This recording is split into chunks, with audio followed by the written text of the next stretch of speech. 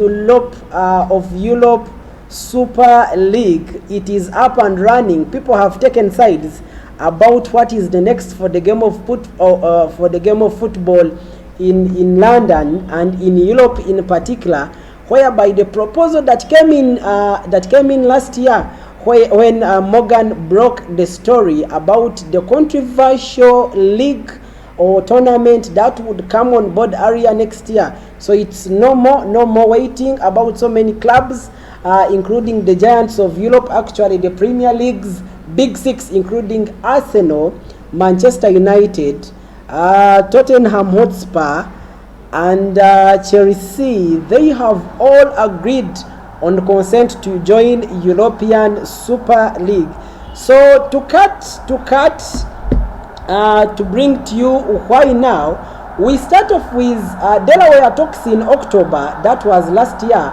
That was involving a Wall Street bank, JP Morgan, over his controversial of $1 million, 4.6 billion competition that would replace the Champions League. Because looking onto the format on how this controversial game or controversial tournament or league will be played, it's no way different from Champions League. Maybe that means clubs will have to take sides or take chances or take options between playing in UEFA Champions League or Europa Super League. About that, so many critics or criticism has been up and running from different football pundits, including legends, including UK's Prime Minister Boris Johnson, who has come out to condemn this very proposed league. It is said that UEFA had hoped that the plans for the new 36 teams Champions League and their reforms could be confirmed on Monday, and then would head off for the formation of Super League. Apparently, as I earlier said, the 12 sides involved in the Super League don't think that the reforms can go far now. Breaking into this very controversial league that is yet to come, we have had a couple of fixtures, a couple of clubs joining in. As I earlier said, we have had Big Six: Arsenal, Chelsea, Liverpool, Manchester United, Tottenham Hotspurs. They are amongst 12 clubs that have so far agreed to join a European Super League, call it ESL. And in the same move for the European football, the Premier League clubs will be joined by the Italy side, AC Milan, the Spanish side, Atletico Madrid, Barcelona, Inter Milan, Juventus, and Real Madrid. So you realize it is just the cream of teams that make up the league, that make up the domestic leagues of Europe sell out. So in any instances where you lose such big clubs, then you realize that this league will be rolling, will be fire, and it could mean a deformation or a deface of this current Champions League.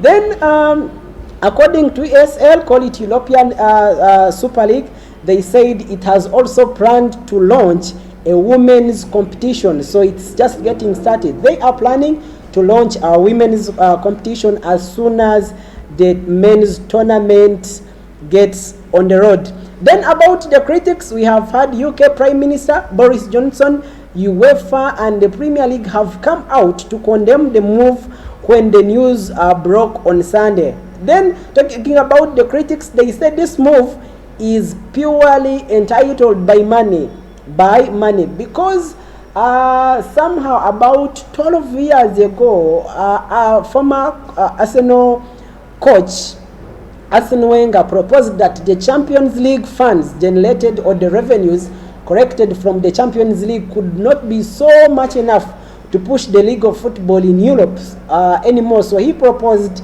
that 12 years later, we could see a new competition, and it's no more, it's been plotted, and we could see what is happening next. Then world governing body, called it FIFA, it had previously said that it would not recognize such a competition. It added up that any players involved in that very league could be denied a chance to play at World Cup or even feature or playing World Cup or featuring on their national teams. But then it was about MMA on Twitter that Florentino Perez has come out and said that if FIFA goes on and ban the players that will feature in European Super League not to feature on their national teams, that still European Super League board could come out and arrange its own very World Cup.